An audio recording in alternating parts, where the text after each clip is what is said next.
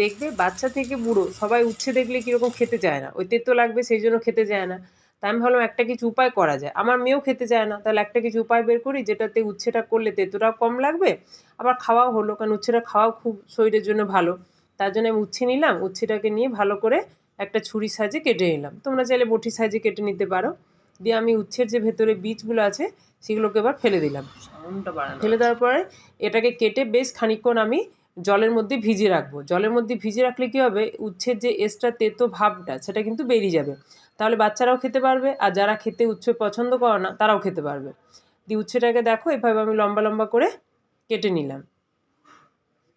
আর যারা আমার রান্নাগুলি দেখছো, আমার রান্নাগুলি ভালো লাগছে, তারা অবশ্যই কমেন্টস করে জানিও, এবং আমাকে ফলো করা না থাকলে ফলো করে রেখো। উচ্ছেগুলো জলে ভিজিয়ে রেখেছিলাম বেশ খানিকক্ষণ, তারপর তুলে এনে ওর মধ্যে দেখো এক এক করে আমি বেশটা মানে পরিমাণ মতো নুন মিশিয়ে দিলাম। এবার ওপর থেকে আমি বেশ খানিকটা হলুদ দিলাম। তোমরা যারা লঙ্কা গুঁড়ো পছন্দ করো লঙ্কা গুঁড়ো ক্ষেত্রে দিতে পারো, আমি কিন্তু রান্নায় লঙ্কা গুঁড়ো খুব একটা ইউজ করি না বলে লঙ্কা গুঁড়ো দিলাম না, আমি কাঁচা লঙ্কা কেটে দিলাম।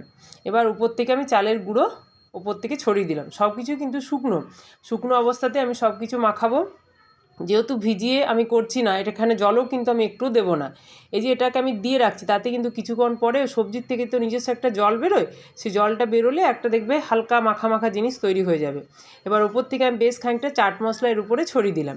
চাট মশলাটা দেওয়ার জন্য খেতেও ভালো লাগবে, আর উচ্ছের কষা ভাবটাও তিতকুটে ভাবটাও লাগবে না। এবার ওটাকে মেখে জাস্ট আধ ঘন্টা আবার রেখে দিলাম 10-15 মিনিট। তারপরে মশলাগুলোকে ভালো করে মাখিয়ে সর্ষের তেলের মধ্যে এটাকে আমি ফ্রাই করে নেব।